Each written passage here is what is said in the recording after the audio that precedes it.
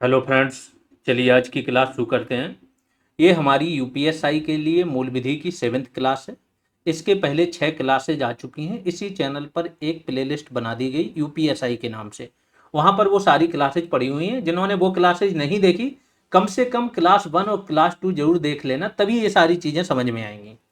Last class तक हमने कौन कौन सी धाराएं पढ़ ली थी? धारा 197। यहाँ तक हमने पढ़ लिया था। अध्याय 11 खत्म हो गया था हमारा। आज हम देखेंगे अध्याय 12 देखेंगे, अध्याय 13 देखेंगे और अध्याय 14। अध्याय 14 जो है आपका, उसमें आपकी धाराएं 269 तक है, लेकिन हम देखेंगे 255 तक। फिर बाकी की बची हुई धाराएं हम देखेंगे अगली क्लास में। ठीक है, तो अध्याय 12 देख लीजिए। इसमें क्या है? अध्याय 12 आपका संबंधित है जो भी लोक सेवक होते हैं उनसे संबंधित है, यानी कि जो भी लोक सेवक की परिभाषा में आते हैं। अब ये लोक सेवक की परिभाषा कहाँ दी है, तो जिन्होंने पहली क्लास नहीं देखी वो जाके देखें। धारा 228। 11 प्रकार के व्यक्ति होते हैं, जैसा मैंने बता दिया वहां पर, नॉर्मली बता दिया, हर एक चीज को एक्सप्लेन नहीं किया। सपोज करो आप केंद्र सरकार के अधीन कोई कर्मचारी हो तो भी लोक सेवक हो गए, राज्य सरकार के अधीन हो तो भी लोक सेवक हो गए, स्थानीय निकाय के अधीन हो तो भी लोक सेवक में आओगे, सरकार द्वारा वित्तीय सहायता प्राप्त किसी संस्था में काम कर रहे हो तो भी आप लोक सेवक के दायरे में आओगे, न्यायालय में काम करते हो तो भी लोक सेवक आओगे। मेनली यहाँ पर लोक सेवक का इनका मतलब क्या है? आपके जो पुलिस, इसके बाद प्रशासन, ठीक है, पुलिस और प्रशासन प्लस जो जांच एजेंसियां हैं, इन लोगों के लिए ये प्रावधान बनाए गए हैं। ठीक है, तो जो भी लोक सेवक है, इनके द्वारा या इनसे संबंधित जो भी अपराध होते हैं, यानी कि ये लोग जो लोक सेवक होते हैं, ये जो अपराध करेंगे वो यहाँ पर दिए गए हैं और इनको क्या सजा होगी अगर कोई अपराध करते हैं। तो धारा 198 से 205 तक आप ये पढ़ोगे। अध्याय 13, ये क्या है? लोक सेवकों के खुद के कुछ अधिकार दिए गए इनको, लोक सेवकों को, और कानूनन अगर वो अधिकार अपना अप्लाई कर रहे हैं, लागू कर रहे हैं, उनका प्रयोग कर रहे हैं, फिर अगर कोई उनका पालन नहीं करता है तो उन व्यक्तियों को क्या सजा मिलेगी, वो यहां पर है आपका अध्याय 13 में, 206 से 226 तक। यानी कि सपोज करो कोई पुलिस वाला है, पुलिस थाने को अधिकार है कि किसी व्यक्ति को अगर उसके खिलाफ कोई कंप्लेन आती है, या स्वतः संज्ञान भी कई बार थाने वाले ले लेते हैं, कोई हीनियस क्राइम हुआ तो बुला लेते हैं सामने वाले को, कि समन कर देते हैं कि आइए क्या आपने ये किया, पूछताछ करने के लिए। अगर कोई व्यक्ति उस चीज को नहीं मानता है तो क्या होगा? उसके लिए सजा का प्रावधान है। तो ऐसे एक एग्जाम्पल बता दिया, ऐसे इनके कई अधिकार होते हैं। ठीक है, अध्याय 14 में क्या है कि अगर कोई व्यक्ति होता है जो गलत साक्ष्य देता है, गलत बयान देता है, तो उसके खिलाफ क्या कार्रवाई की जाएगी, वो 227 से 269 तक है। अब ध्यान रखना होगा आपको यहाँ पर, साक्ष्य, इसके बाद बयान,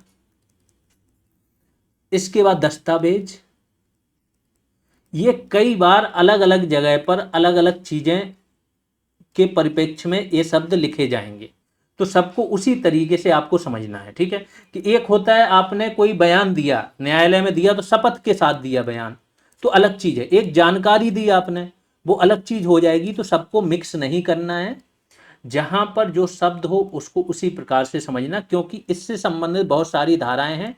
ऑलमोस्ट धाराओं में शब्द आपको सेम टू सेम मिलेंगे। ठीक है, तो चलिए अब हम शुरू करते हैं। धारा 198, यदि कोई लोक सेवक जो है किसी व्यक्ति को क्षति करने के आशय से विधि की अवज्ञा करता है, यानी कि कोई सरकारी कर्मचारी है, ऐसे समझ लीजिए, वो किसी व्यक्ति से अपना जो भी द्वेष है उसको निकालने के लिए, उसको क्षति पहुंचाने के लिए जो कानून है उसकी अवज्ञा, उस कानून को तोड़ता है, तो उसे 1 वर्ष की सजा या फिर जुर्माना या दोनों। जब 1 वर्ष यहां लिखा हो, केवल एक तरफ की वो हो, तब समझा करो 1 वर्ष तक की सजा की बात है ये। ठीक है, कभी भी किसी भी कानून में फिक्स सजा नहीं होती है, न्यायालय के विवेक पर छोड़ा जाता है कि वो देखेगा। तो कभी भी अगर यहाँ पर जैसे अगर ये दे दिया गया 1 वर्ष से लेकर 5 वर्ष, तब तो ये समझ जाओ कि मिनिमम 1 वर्ष और मैक्सिमम 5 वर्ष होगी।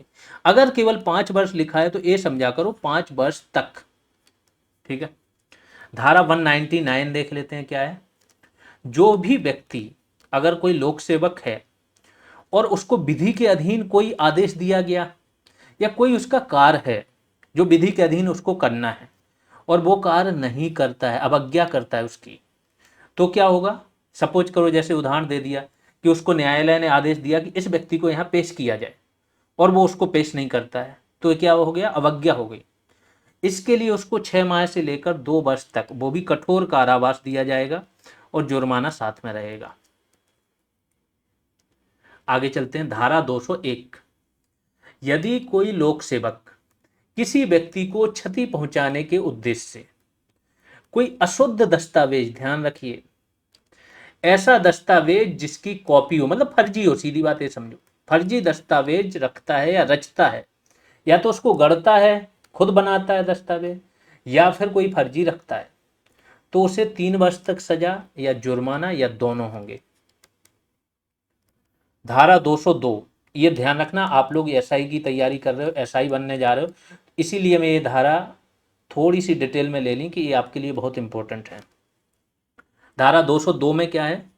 कोई व्यक्ति यदि लोक सेवक है और वो विधि के विरुद्ध, कानून के विरुद्ध कोई भी व्यापार में लगता है, सपोज करो कि व्यापार करना वर्जित होता है, जब आप कोई सरकारी नौकरी में होते हो तो मैक्सिमम चीजें ऐसी होती हैं, व्यापार जो आप कर रहे होते हो वो वर्जित होता है, केवल समाज सेवा के कुछ कार्य आप कर सकते हो, ठीक है, बाकी व्यापार नहीं कर सकते हो, और अगर आप वैसा काम कर रहे हो तो 1 वर्ष तक सजा या जुर्माना या दोनों। इसमें पहली बार यह है कि सामुदायिक सेवा भी दंड के रूप में जोड़ी गई, इसीलिए इस धारा को ध्यान से याद कर लेना कि इसमें सामुदायिक सेवा का भी जिक्र है। आगे चलते हैं। धारा 203, कोई लोक सेवक है, लोक सेवक होते हुए वह विधि विरुद्ध रूप से, मतलब कानून के खिलाफ होकर किसी संपत्ति का क्रय करता है या बोली लगाता है, मीन्स कानूनन उसको वैसी आज्ञा नहीं है, ठीक है। ये तो जब आप देखते हो जो भी आपकी नियमावली होती है, सेवा नियमावली, उसमें सारी चीजें दी रहती हैं, ठीक है। तो अगर विधि विरुद्ध रूप से संपत्ति का क्रय करता है या बोली लगाता है तो 2 वर्ष तक की सजा या जुर्माना या दोनों, और वो जो संपत्ति अगर उसने खरीद ली है तो उसकी जब्ती भी हो जाएगी। धारा 204 देखते हैं। कोई व्यक्ति, आपने कई बार देखा होगा ना, अब तो बड़े बड़े केस आ रहे हैं, एक व्यक्ति आईएएस बन के जम्मू एंड कश्मीर यहाँ घूम रहा था, कई बार यात्रा कर चुका था, प्रोटोकॉल लेता था, वीआईपी 3 स्टार या 4 स्टार होटलों में रुकता था, Z+ उसको सुरक्षा मिलती थी, बुलेट प्रूफ गाड़ी, गुजरात का था कोई व्यक्ति, और ऐसा करके वो जब 3 या 4 बार जा चुका था J&K, अपने आप को बताता था होम मिनिस्ट्री में कोई अधिकारी है, ठीक है। तो ऐसे बहुत सारे केस आते रहते हैं, उन्हीं को रोकने के लिए यहाँ पर क्या दिया है कि कोई व्यक्ति अगर लोक सेवक नहीं है, सरकारी कर्मचारी नहीं है, लेकिन लोक सेवक का रूप धारण करता है, प्रतिरूपण करता है, और ऐसे प्रतिरूपण करके वह कोई कार्य करना, या तो कोई कार्य करता है या कार्य करने का प्रयत्न करता है, तो 6 माह तक सजा, 6 माह से लेकर के 3 वर्ष तक उसको सजा हो सकती है, साथ में जुर्माना भी। अध्याय 13 देख लेते हैं। धारा 206 क्या है? सक्षम लोक सेवक। अब क्या है, ये आम लोगों के लिए है, और यहां पर अधिकार हो गए। अभी क्या थी, लोक सेवक अगर कोई गलती करते हैं अध्याय 12 में तो वहां उनके लिए सजा की बात थी। अध्याय 13 में क्या है, लोक सेवकों को अब अधिकार दिए गए कि वो अगर कानून को लागू कराते समय उनके पास कुछ अधिकार होने चाहिए, अगर आम आदमी उन अधिकारों का पालन नहीं कर रहा है तो क्या सजा होगी। तो सक्षम लोक सेवकों द्वारा निकाले गए समन, सूचना या आदेश की तामील से बचने हेतु कोई व्यक्ति फरार हो जाता है, ठीक है। किसी व्यक्ति को पहले से खबर मिल गई कि यहाँ से समन आने वाला है, मेरे पास कोई आदेश आने वाला है, वो वहां से फरार है, महीनों आ ही नहीं रहा है, तो इसके लिए क्या है, अगर ये समन आदेश वगैरह जो है वो नॉर्मल लोक सेवक द्वारा दिया गया तो अलग सजा है, अगर न्यायालय द्वारा दिया गया किसी तो अलग है। बस ये ध्यान रखना, क्योंकि न्यायालय भी लोक सेवक के दायरे में आते हैं, न्यायाधीश भी लोक सेवक कहलाते हैं, ठीक है। तो अगर नॉर्मल लोक सेवक कोई देता है, जैसे पुलिस वाले, थाने अधिकारी कोई, तो 1 माह की सजा या 5,000 रुपये तक जुर्माना या दोनों। अगर ये समन सूचना न्यायालय में पेश होने के लिए है या कोई दस्तावेज प्रस्तुत करने के लिए है तो 6 माह की सजा, कम से मतलब 6 माह तक की सजा, और 10,000 रुपये तक का जुर्माना या दोनों हो सकते हैं। धारा 208 देख लेते हैं। लोक सेवक द्वारा निकाले गए समन सूचना आदेश के पालन में, अभी तक तो क्या था, व्यक्ति समन उसको मिले ही ना और वो पहले ही फरार हो गया। अब क्या है कि जो समन उसको मिला, सूचना आदेश, इसके पालन में उसे बोला गया कि कहीं पर उपस्थित होना है और वो उस समय उपस्थित नहीं होता है। इसमें एक लाइन और जुड़ी हुई है, या वो जो समय, जिस समय तक उसको रहने को बोला गया वो समय से पहले भाग जाता है तो भी है, ठीक है। तो उसको नॉर्मल अगर लोक सेवक है तो 1 माह और 5,000 तक का जुर्माना, कोई भी एक हो सकता है या दोनों हो सकते हैं। या फिर न्यायालय में उपस्थित होने के लिए उसको समन मिला है और वहां पर उपस्थित नहीं हुआ तो 6 माह तक की सजा या 10,000 का जुर्माना या दोनों होंगे। आगे चलते हैं। धारा 210, विधिक रूप से आबद्ध होते हुए। विधिक रूप से आबद्ध का मतलब होता है कानूनी रूप से आप बाध्य हो, आपको वो काम करना ही करना है, ठीक है, कानून में अगर कोई ऐसा लिखा है तो। लोक सेवक को कोई दस्तावेज, इलेक्ट्रॉनिक अभिलेख प्रस्तुत ना करना, मीन्स कानूनी रूप से आप बाध्य हैं कि आपको किसी लोक सेवक अगर मांगेगा तो वो दस्तावेज देना पड़ेगा, चाहे वो इलेक्ट्रॉनिक साक्ष्य वो देना पड़ेगा। फिर अगर आप नहीं देते हो तो 1 माह तक की सजा या 5,000 रुपये जुर्माना या दोनों होंगे। आगे चलते हैं। धारा 212, विधिक रूप से सोचन, जो भी सूचना है वो देने के लिए आबद्ध होते हुए भी लोक सेवक को मिथ्या सूचना देना। अगर गलत सूचना दे दी, सपोज करो कोई चौकीदार है, अब ये विधिक रूप से आबद्ध है फिर भी सूचना नहीं दे रहा है तो भी इसको दंड मिलेगा।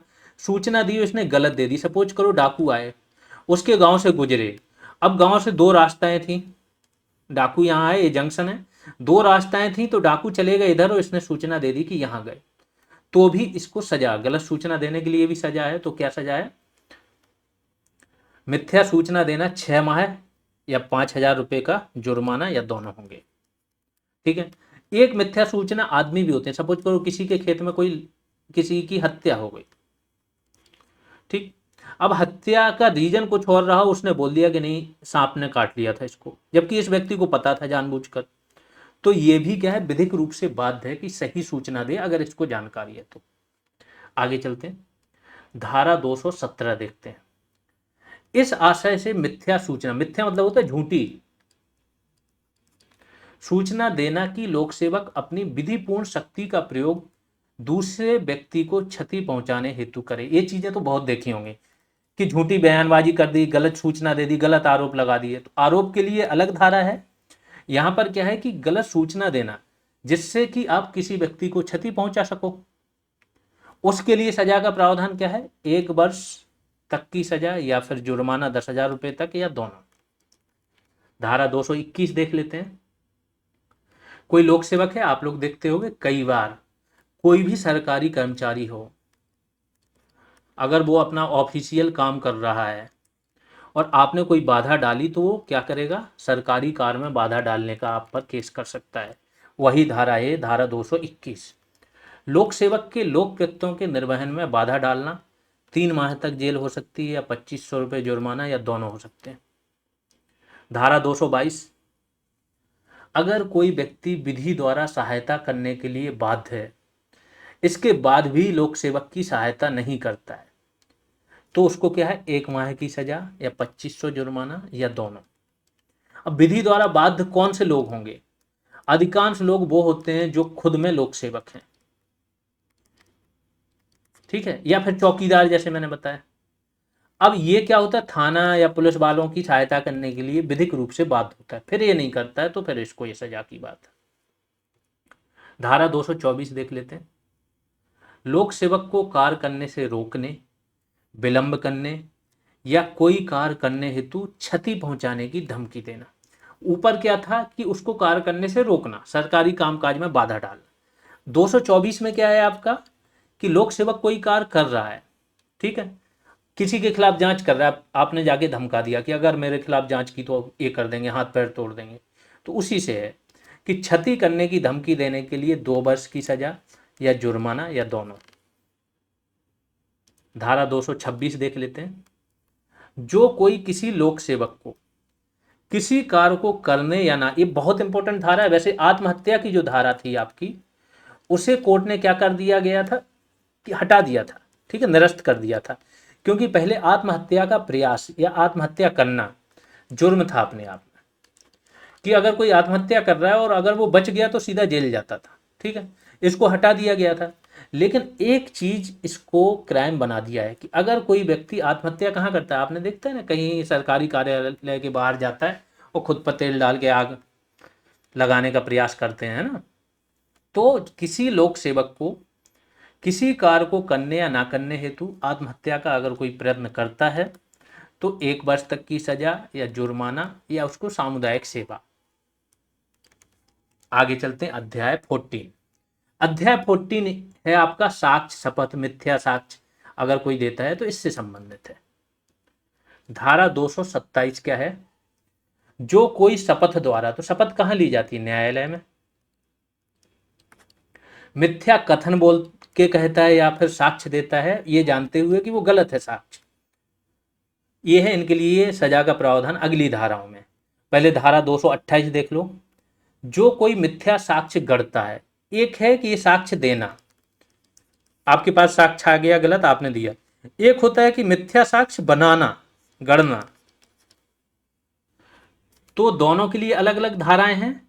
227 किस चीज के लिए, मिथ्या साक्ष्य देने के लिए, और धारा 228 किसके लिए, मिथ्या साक्ष्य बनाने के लिए, गढ़ने के लिए, ठीक है। और ये दोनों शपथ द्वारा हैं। आगे चलते हैं 229(1) में। अगर कोई न्यायिक कार्रवाई चल रही है, न्यायालय की कार्रवाई, और उसकी प्रक्रिया में किसी ने मिथ्या साक्ष्य दिया, ठीक, तो ये गढ़ने पर है, मिथ्या साक्ष्य बनाया साथ में दिया भी, दोनों में से कोई भी काम किया, तो उसे 7 वर्ष तक की सजा होगी प्लस 10,000 तक का जुर्माना। और ये किस चीज के लिए ध्यान रखना, ये है नॉर्मल केसेस में। अभी आगे चल के आप देखोगे कि मिथ्या साक्ष्य अगर आप 10 साल से ऊपर की कैद के लिए देते हो या आजीवन कारावास के लिए देते हो या फिर मृत्यु दंड वाले अपराधों के लिए देते हो तो सजा आपकी बढ़ जाएगी मिथ्या साक्ष्य देने के लिए। तो 229(1) में क्या है आपका कि अगर न्यायिक कार्यवाही की प्रक्रिया में किसी ने मिथ्या साक्ष्य गढ़ा है या दिया है तो उसे 7 वर्ष तक की सजा होगी और 10,000 रुपये तक का जुर्माना साथ में।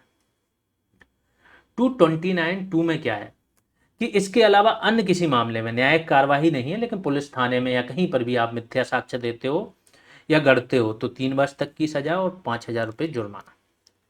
230(1) ये इंपॉर्टेंट है कि अगर कोई ऐसा अपराध है जिसमें सामने वाले को मृत्युदंड हो सकता है, अब उसको सजा दिलाने के लिए किसी व्यक्ति ने अगर मिथ्या साक्ष्य दिए हैं, ठीक है, जहां पर मृत्युदंड हो सकता है उस व्यक्ति को, और झूठे साक्ष्य दिए हैं, तो फिर उस व्यक्ति को 10 वर्ष तक कारावास या फिर आजीवन कारावास और 50,000 रुपये तक का जुर्माना हो सकता है।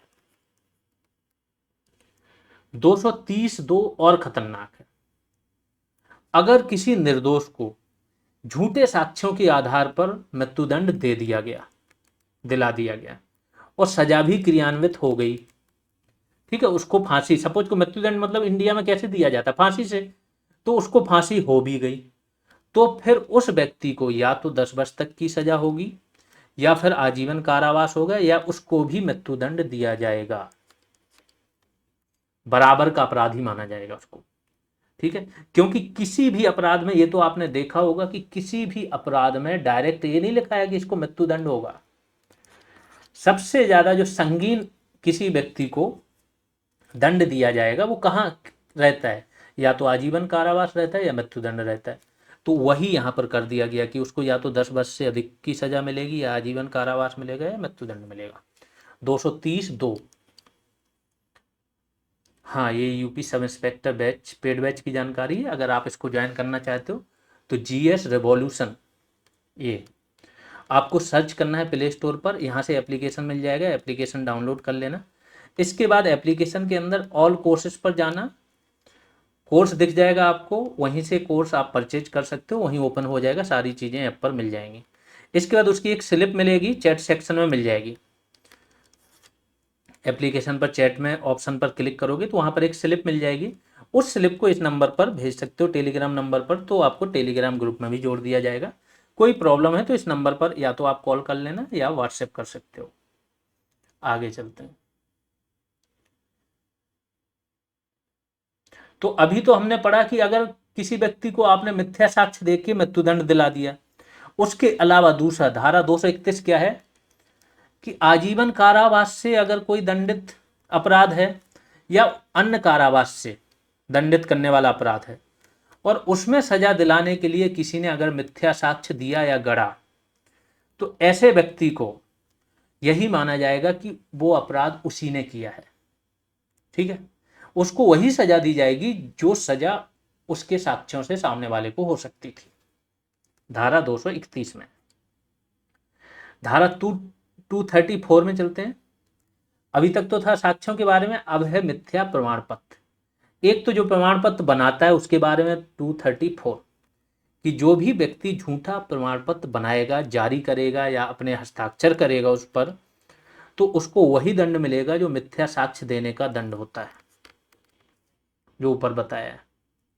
धारा 235 में चलते हैं कि यह जानते हुए कि ये जो प्रमाण पत्र उसके पास है वो झूठा है, फर्जी है, फिर अगर कोई उसका उपयोग करता है तो जानते हुए मिथ्या प्रमाण पत्र देना या उसका उपयोग करना, उसको भी वही दंड दिया जाएगा जैसे उसने मिथ्या साक्ष्य देने के लिए दंड दिया जाता है सामने वाले।